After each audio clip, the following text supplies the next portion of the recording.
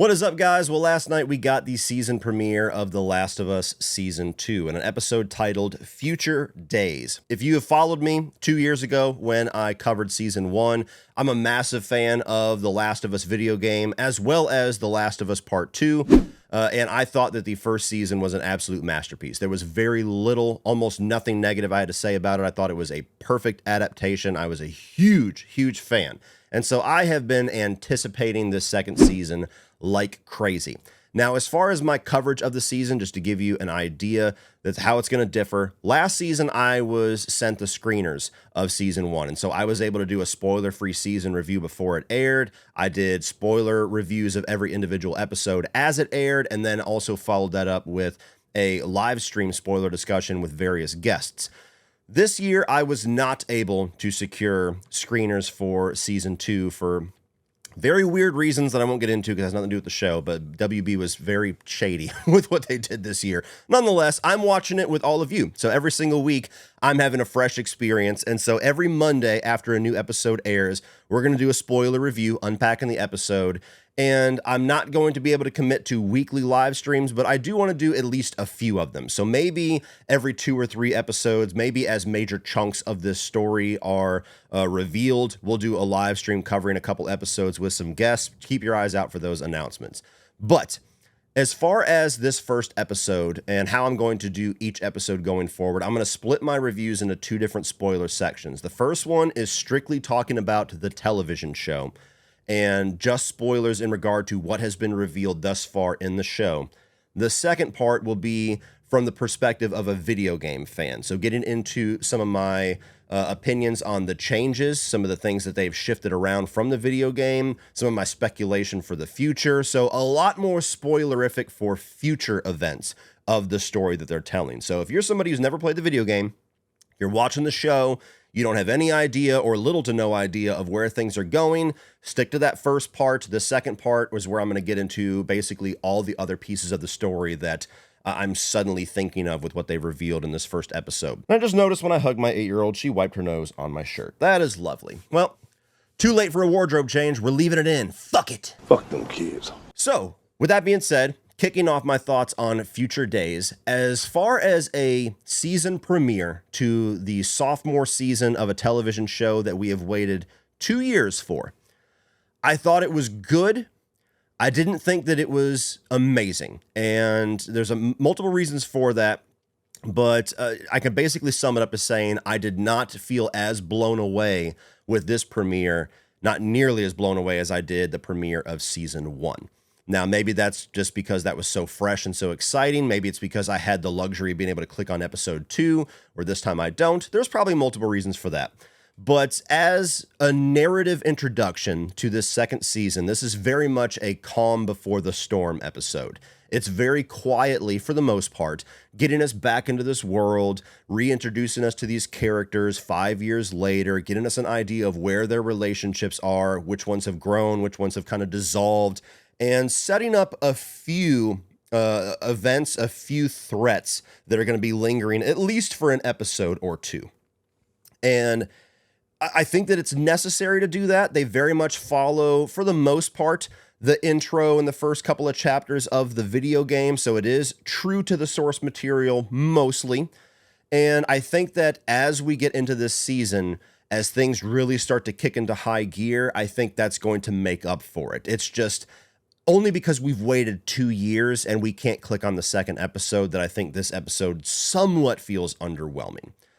But as far as characters, I really loved what Pedro Pascal brought to Joel in season 1, very much translating the character pretty faithfully from the game, but also adding his own little notes to him to make him slightly different. And I loved seeing older, more mature, more grizzled, or actually less grizzled Joel in this second season. You know, having Uncle Joel in the scene with his nephew and having his role in the town as like the construction manager, the foreman, and having different people interact with him. And he's very much like an elder in the Jackson community, and seeing a little bit of his relationship with Dina, which we got none of in the video game. I really liked all of that, and I like seeing how his version of Joel is very much more somber and reflective especially in his therapy sessions, which we'll get more into. So I'm very much a fan of seeing this different version versus what we saw in season 1, just like the video game, where it's just like this hardened, broken man that is suddenly finding humanity, finding his love for life again through his love for this little girl. I like seeing how that's advanced his character into this older version of Joel, and I look forward to seeing however else they decide to characterize that in this show. And as far as Bella Ramsey as Ellie, it's been a really unfortunate thing that Bella Ramsey has been seemingly like this targeted point of contention in this television series. I mean, for 3 years now, there's been so many people that have swore up and down that she's horribly miscast. Some people, you let them continue to talk, and it's purely because this 14-year-old character isn't fuckable enough for them, which is just weird and sick. And then you have other people that's not the weird version of what they're going for, but it's simply, oh, she doesn't look exactly like the video game character. And I've never understood that criticism as somebody that wants the source material to be respected as much as possible. If they get close and the actor is great, I've never understood the whole point of it's not a one-for-one look, so it's horrible. I thought she was amazing in season 1. As somebody who is much more prone to get critical of something that I love on the level of The Last of Us, I loved what she brought. Just like with Pedro Pascal, very much translating the heart of the character, but adding her own little flavor to it, and I thought she was great. Now, with that being said, as somebody who was a huge defender of Bella, as somebody who loved what she did in season 1, I even had some concerns about when we get to season 2, are we going to be able to convincingly make her the 19-year-old version of this character with only a year or two of her actually aging as a real actress? And it seems like a number of people online are thinking absolutely not. They're not buying it. I actually think that she's doing very well. To me, they're selling it. I think that the way that they have aged her look very slightly in subtle ways, with the longer hair, with the way that she dresses, with some of her demeanor, even when she's just kind of standing off to the side in the dance, it feels a little bit older, a little bit more mature than 14-year-old Ellie. And at the same time, I think that she very much has a lot of those core elements of Ellie that are just a little more angsty, like a 19-year-old would be. Like, I've seen some people's reactions online saying that it was terrible because she still acts like a 14-year-old. And my response to that would be, what 19-year-old do you know that doesn't act like a 14-year-old? As somebody who has a 17-year-old and a 14-year-old in my house, there's not a ton of difference between the way that they act. And as somebody who has been around a lot of younger kids when in the workforce and has definitely got vivid memories of what I was like at 18, 19 years old, I don't know what super mature and, wholly grounded 19-year-olds you guys been hanging out with, but all the ones that I know are fucking immature as hell. Not a whole lot more advanced than they were when they were 14. They still think they know everything. They still have this rebellious side where they don't want to listen to anybody, even more so at 19, where they're like, I'm an adult now, I have the world figured out, and all these old people don't know shit. That is every 19-year-old in a nutshell. And so Ellie being that way, to me, was very true to form for what a 19-year-old Ellie in a post-apocalyptic world would be. It's, I want to learn how to fight. I want to go off on and do my own little rounds. I want to learn how to shoot. I don't want Joel telling me what to do. I don't want Tommy telling me what to do. I can go in this abandoned building and clear clickers by myself. That is exactly how a 19-year-old would act in my mind. So I didn't understand at all some of the issues people are having already in episode 1. I mean, obviously some people are going to be having confirmation bias. They want to find any reason for her performance to be the worst thing ever. But even some people that I know don't think that way had a few issues with her performance, and I just didn't. So maybe I'm on an island with that one. I'm actually more prone to dislike teenage angst characters. It bugs the fuck out of me in so many horror movies, but I think because we've spent an entire season of television with this character, and I also know where a lot of her angst is coming from and a lot of her rebellious and more antagonistic side is coming from as a 19-year-old, I think I'm just more prone to understand it and go along for the ride with it. But I liked what she did here. Now, other characters that we're seeing for the first time, I absolutely loved Catherine O'Hara in here. Now, she is a totally new character that did not exist in the video game. She is a therapist who is talking with Joel and talking through his issues with, Ellie not really having much of a relationship with him anymore and things like that. It was also revealed in the episode that she is the wife of Eugene. And this is not heading into spoiler territory yet, but Eugene is a character that we never saw in the video game. He just was referenced. We saw a picture of him, and it's already been confirmed that Joey Pantoliano has been cast as Eugene. And so when she tells Joel, even though I'm your therapist, I hate you because you're the one who killed my husband. And I understand you had no choice, but I still despise you, and I probably will never get past that. So now you say the uncomfortable thing out loud. First of all, fantastic scene. Very well written, very well done by Catherine O'Hara, who I pretty much only know as being a comedic actress. And so you get a little bit of that signature Catherine O'Hara kind of snark here, but much more dramatic and much more biting. And I thought she was incredible, but also sets up a lot of interesting things. And again, this is just based off of what we know in the TV show so far, because we didn't know Eugene in the game.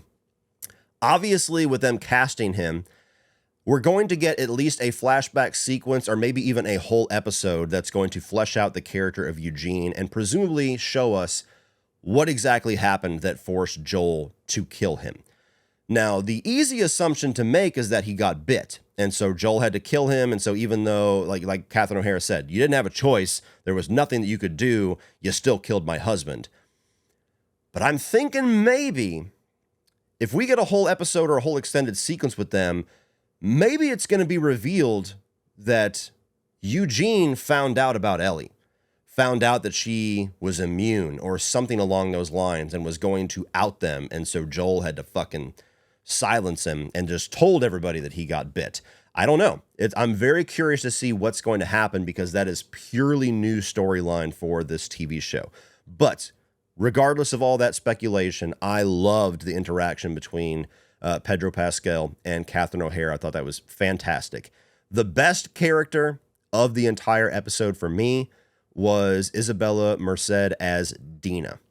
Now, Dina was a character that I always liked in the video game, but I think I'm going to love that character in the show because I think Isabella just brings some natural charm, like this natural, electric vibe to her that sells the character of Dina a lot more than the video game, at least just so far in this first episode. Like, Dina as a character, at least for this section of the story that we're in right now, is this person who is so intoxicating to look at, and she just has this electric energy to her that all the guys want her, and even some of the girls want her. And the whole exchange and the iconic dance that they recreated beautifully in this show where she says, every guy in this room is looking at you right now. And then Dina turns it around and is like, maybe they're jealous of you. I think they should be terrified. Again, beautifully written directly from the game, one for one. But I think Isabella sells that so well. And so I really look forward to seeing how that relationship turns out in the next couple of episodes. I absolutely love what they did there. I really enjoyed how they expanded a little bit on some of the politics of the town. This is, again, something that's kind of new to the show, something that I think was originally supposed to be part of the video game, but they didn't have the time or the budget, or they felt like it slowed down the pace too much to really realize in the game. So where you have the trial, where Tommy and his wife and all the other, elders are interviewing or drilling Dina and Ellie about their run. And I loved the moment where they're like, so how exactly are you two going into an abandoned building? How is that a part of what you're supposed to be doing, a part of your job? And I love Ellie's comeback of, so if you and Joel came across this building, you wouldn't have went inside. And Tommy says, well, that's different. And she goes, how? And he goes, it's just different. And then the wife goes, how? And you're telling me, what if it were you and Joel, you wouldn't have gone in? Well, that ain't the same. Why? Because it's different. How? I laughed out loud at that because it's such a husband moment that I identify with so much, where it's just like, okay, I'm at a stalemate and now I just got to shut the fuck up or I'm going to lose way more than I already have. And so I loved that. I love that so much, of kind of being a funny moment, but also challenging the whole thing of well, we're older, so we know better. So it's no different if we risk our lives needlessly to go in and get some action. But if you guys do it, you're wrong. And also kind of establishing some of that generational divide where you have Ellie and Dina that are very rebellious. They're like, we're adults, we can do this shit too. And then you got Tommy and Joel, these older people that are like, No, you can't. We can, but you can't. I thought that was brilliant. As far as establishing the threat of the infected, I thought, even though you get introduced to this variety of the infected much earlier in this series than we did in the video game, I think that the stalker sequence was awesome. Where you I love the shot where you're kind of focusing on Ellie in the foreground and then you just kind of see something crawling in the background. They've always done such great things like that with the camera work in the show, like in season 1 where the old woman in the premiere was obscured and you just see in the background where she's like kind of giving hints that the infected is starting. This was very similar to that, where as soon as I saw it crawl, I was like, oh fuck, we're doing stalkers already. And the way that they had him peeking out through the corner, just like the video game. And when Ellie was walking and then slowly you start to see those hands come out of that little table or whatever the box that she was in, that was so fucking awesome. So as far as your infected sequence, that was badass. And previous to that, before I even get ahead of myself, you have the whole thing where they take an element from the video game where you throw bottles to create noise to lure the infected. Most predominantly the clickers because they attack by sound. And I love the fact that we got that where she throws the bottle and then he goes over and then she stabs him with a knife, which is what you do in the game. That was awesome. And you got some really cool Easter eggs before that too, where you have the board with the employee of the month and one of them's the dog. There's a segment in the video game where that's an answer to a puzzle. You find a safe, and it's like the combination of the safe is the date where the best boy is the employee of the month. So again, little details like that when you see it as a television viewer, they're fun. That's a cool little just, world building element, but you can very easily skate past it. The show doesn't pause or stop the storytelling or stop the energy of the show to have a wink and nod moment. It's so naturally ingrained in. And then if you're a video game fan, you're like, oh, that's the employee of the month thing. And it just instantly connects you. So I love the way that they've done that with this show so far. You also have the whole introduction of the impending threat of even more infected, where they've referenced hordes a number of times in this episode, and they're cutting open these pipes, and there's all these roots. And as soon as I saw the roots, I was like, oh fuck! Like, you realize what you're opening yourself up to, right? Nobody else is thinking this, and then you get that little shot at the end where the tendrils are starting to extend through the pipe, which is presumably going to lead to somebody stepping on those tendrils or hitting them and drawing the horde to the town of Jackson. So that I thought was a very well done kind of establishment of an impending threat. Now the side of the episode that I'm mixed on, I'm not going to say I'm negative on, but I'm mixed on, is our introduction to Abby and Abby's group. Now this is the Caitlin Dever character. Maybe they didn't name her in the episode, but yeah, her name is Abby. That's not a reveal later on or anything like that.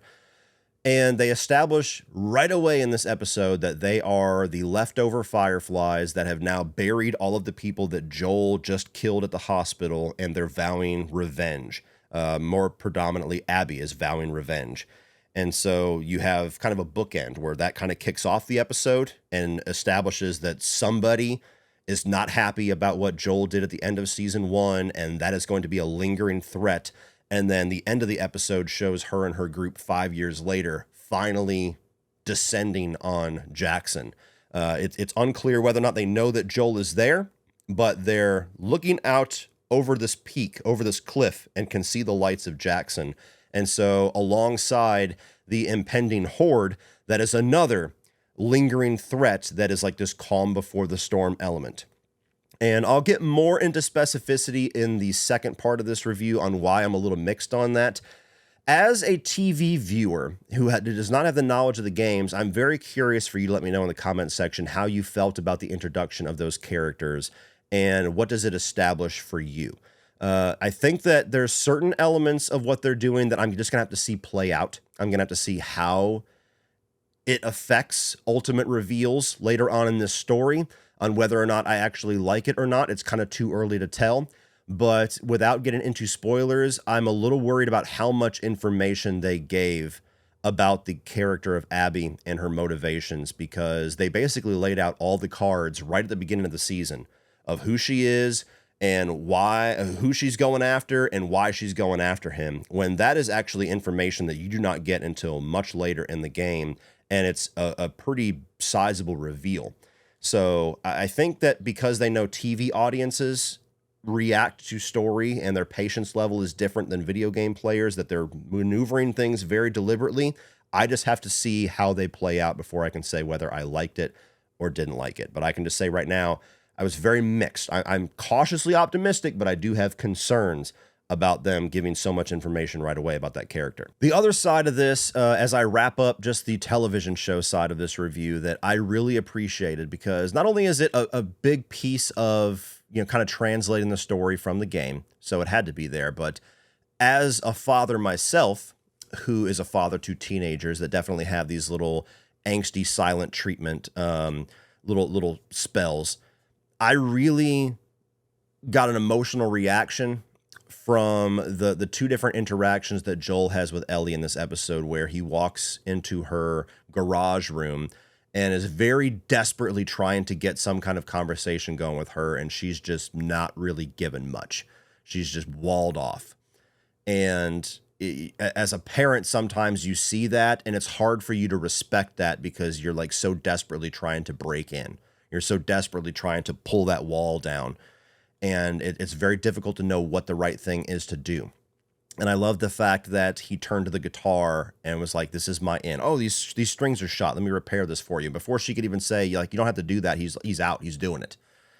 And I very much identify with just that little bit of character work there as a father, because sometimes I've been in that situation where it's like, I remember what it's like to be a teenager. I remember what it's like to have this moment where it's like, I don't like my parents, or I don't agree with my parents, or I'm just pissed off and angsty right now.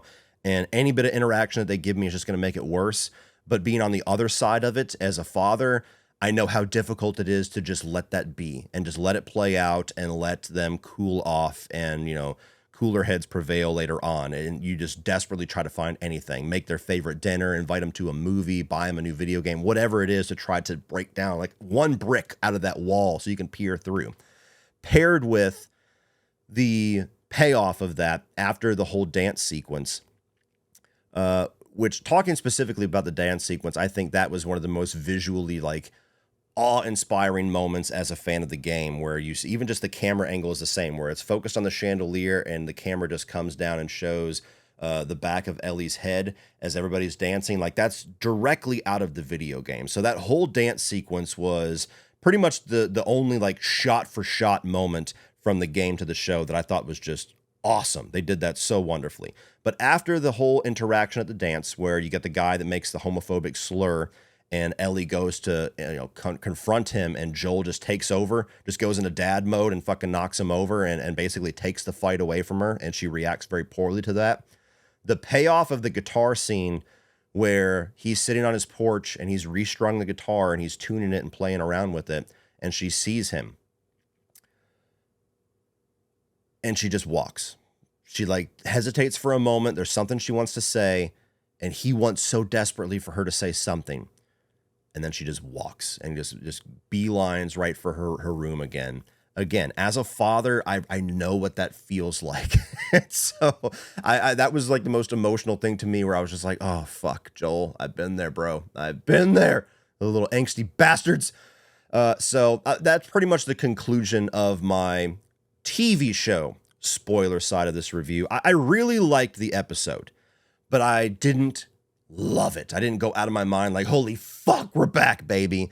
There was so much about this that I really liked the details. I loved the casting. I loved the dialogue. I loved the sections translated from the video game. Have concerns about Abby's interaction, of course, and that's a big piece of it. But this is very much a slower, quieter introduction, aside from the stalker sequence, that is just hard after 2 years. We're in this time now where TV production is so different, where it takes 2, 3, sometimes 4 fucking years of your Stranger Things to get a new season of television. And when you finally get it, like this season, we're getting 7 episodes. Where the norm used to be TV every single year with like a 3-4 month break, and you'd get 20 to 22 episodes. And sometimes for better, sometimes for worse. But TV is so different now where you're required to wait so much longer for so much less as far as screen time, that when you get an episode like this, that's your return and the thing that you've been salivating for, and you finally get to take a bite and it's not like the best thing you've ever tasted. There's an inherent disappointment with that. So really like the episode. I think as we get deeper into the season, it's going to work itself out, but it wasn't the explosive premiere that I think a lot of us were craving. Now, moving into the section where I talk a lot more specifically about the video game. I know I said a lot of things that were spoiler free as far as future events, but as far as my concerns about changes and alterations and my speculation for the future. So as I said, my biggest issue with this episode, my biggest point of concern is how they have drastically changed the order of events with the Abby character. So as those of you know that have played the video game, we're introduced to Abby as just a person in this group that is descending on Jackson. You don't know why, you don't know what the deal is, what the motivation is, and until she pulls out the golf club, or really until she pulls out the sawed-off shotgun and the golf club, you don't realize why she is there. And then you spend another number of hours of gameplay not really knowing why she did what she did. And ultimately, that is a major reveal because the game very much, it challenges you in some of the most drastic and emotional ways where it gives you just little pieces of information and then it forces you to live in that for hours. And you come up with your own pre-established notions, you come up with your own narratives, you feel a certain way about certain characters, and then it gives you some piece of information that is supposed to challenge all that directly. And now you have to live with that new information for a number of hours. Now you're challenging things. You're going, okay, I didn't quite realize that. Now I wonder if I need to change my perspective on this character. Does it alter how I view things? Does it alter how I see the heroes and the villains of this story? And it does that multiple times.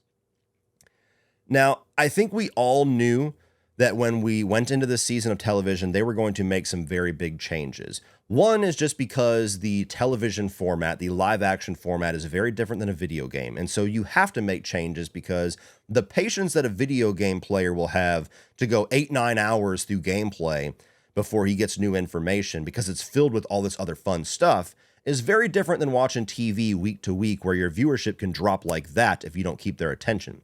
So that's very much a reality, but also because of the controversy and the backlash that the second game got, where as much as there's a ton of people like me that think it's a masterpiece, there's a lot of people that think that it destroyed the first game and think it's the worst thing ever, and a lot of people somewhere in between. And so I think there's also some deliberate changes that they're going to make to try to tell this story that's essentially the same story, but change a few ways that they do it to see if that version of this story lands for people a little better overall than the way that they told it in the video game. And it seems like so far this Abby piece is the biggest kind of showing of that head that we've gotten, that we're going to get until we get further on to the season, where they're just letting you know everything right away. She's a Firefly. She's grieving for somebody that was killed in that hospital, as well as the rest of this group. They know that the guy that did it is Joe or Joel, and now that is her mission. That is her one objective in life is we are going to kill Joel. We're going to kill him slow. And then you pick up 5 years later, and they're that fucking close to getting there. And so what I think that takes away is the shock and the emotions that come along with that drawn-out reveal of her ultimate motivations and how she parallels with Ellie. The potential benefit, which I have yet to see, and that's why I say so much of this I can't really speak on until we get further into it and I see how things play out, is that very clearly they're going to do more of a simultaneous storytelling with this television series than they were with the video game. I do not think season 2 is going to be all Ellie's story and then season 3 is going to be all Abby's story. I don't think television audiences are going to like that. A lot of video game fans didn't like that.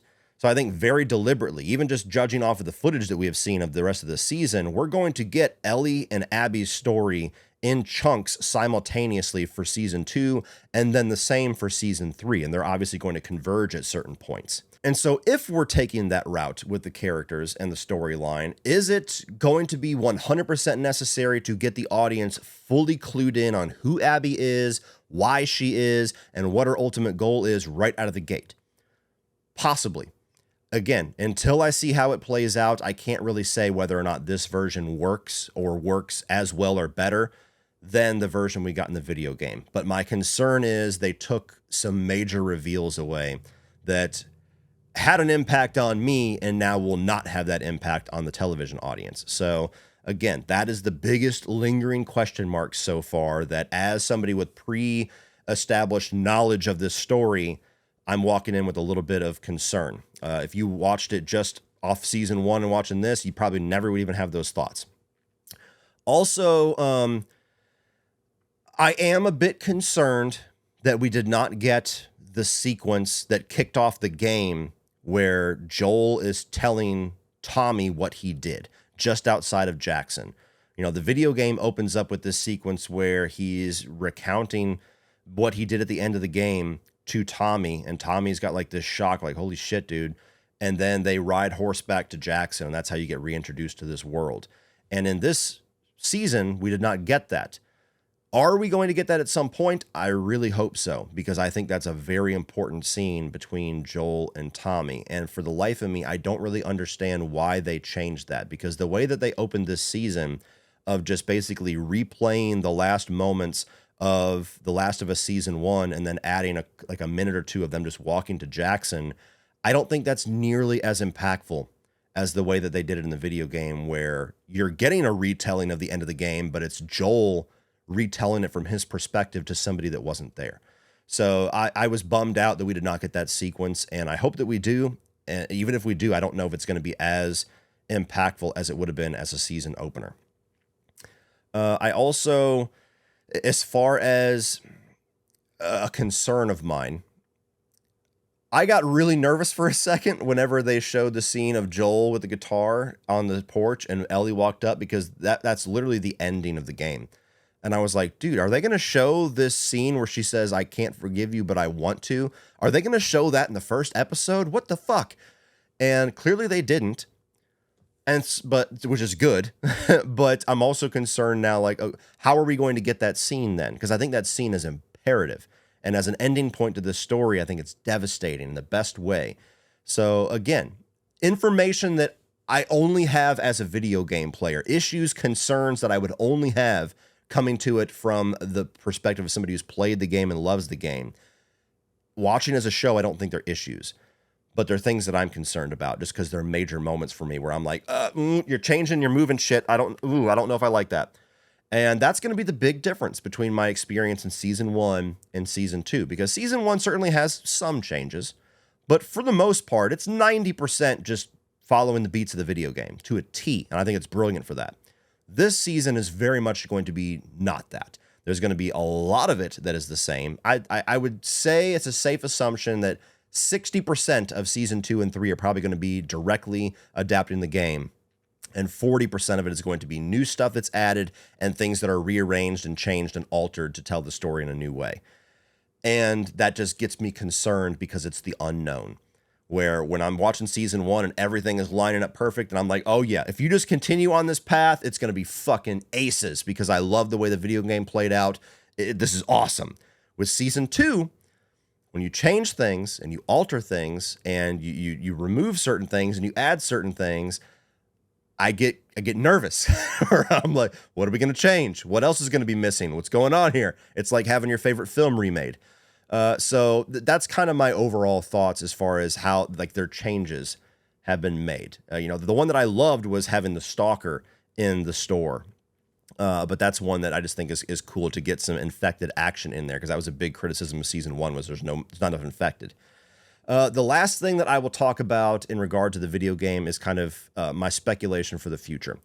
So obviously the big question that all of us Last of Us 2 players and fans have been asking is, when is it going to happen? When is the Abby and Joel scene going to happen?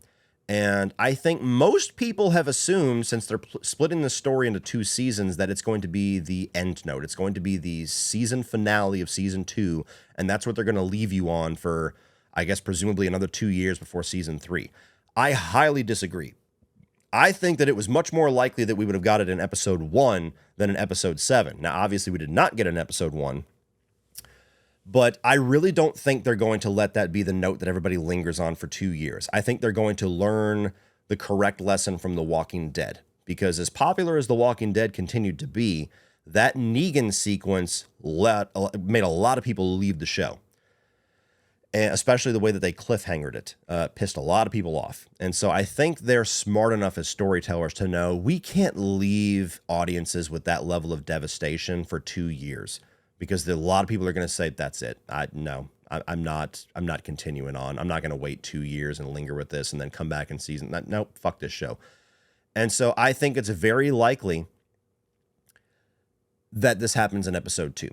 I think episode 3 at the latest. But we already know that one of these 7 episodes, is going to be like a bottle episode, like episode 3 in season 1, where it's not really directly related to the main plot. It's about different characters, and it was one of the best episodes of the season. I think that episode this season is probably going to be the one with Eugene, the one with Joey Pantoliano, that's going to show his character. It's going to show his relationship with Catherine O'Hara, and it's going to show what happened that Joel had to kill him. That's my best assumption.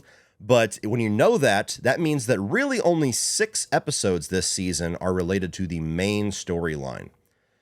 And I don't know how you can show and go through all of the events after Abby takes Joel out with 2-3 episodes. So I really think it's a safe bet that by the end of episode 2, we have the infected, the horde, get into Jackson. Somehow you have Abby's group also descending on Jackson. It looks like they're probably going to be similar events as the video game, where Joel ends up saving her. Whether or not Tommy's there or not, I don't know. But I think all of those events is happening next week.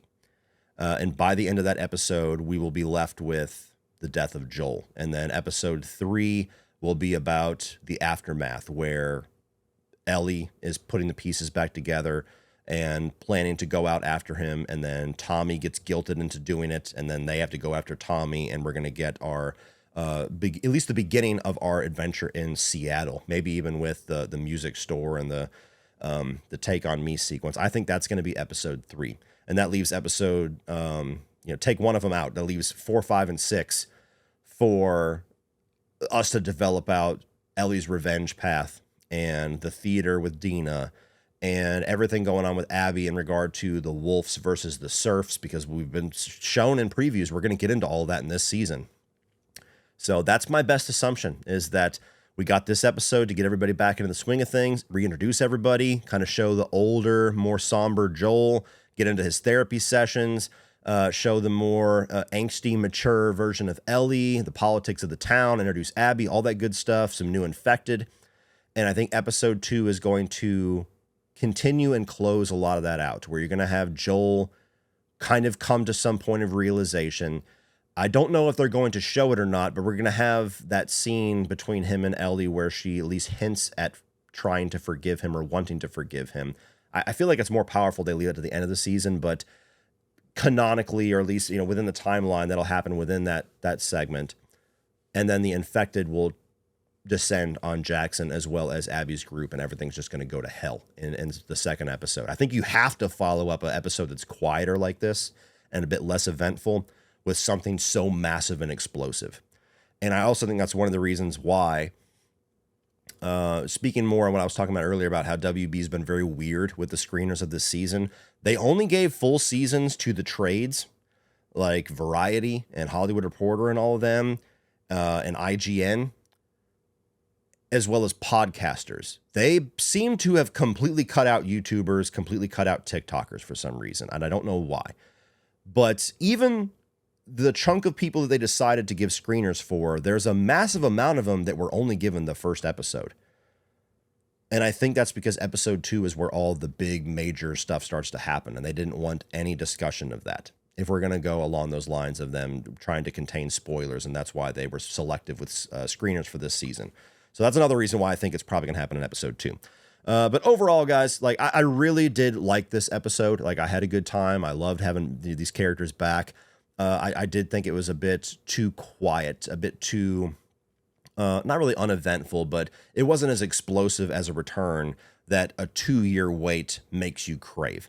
But I think by the time the season's done, a lot of my issues with that will hopefully go away. And I hope that the big one that goes away is my concern over the information they're giving with Abby. That's the big question mark that I'm like, okay, this is either really going to work or this is really not going to work. But we're going to find out. And I'm giving you my faith that you're going to do it the right way. So let me know what you guys thought down below. What is your thoughts on this episode, your speculation for the future, and all that good stuff. And we will see you next week with our talk of episode 2. Well, that's it for this one, guys. If you enjoyed that, click over here for all of my 2025 new release movie reviews. I'm also going to put my coverage of season 1 up here. If you're just a Last of Us fan, you can get caught up on all my thoughts on season 1. Like, share, hit that subscribe button so you don't miss everything in the future. And as always, remember, opinions are like assholes, but that doesn't mean you have to be.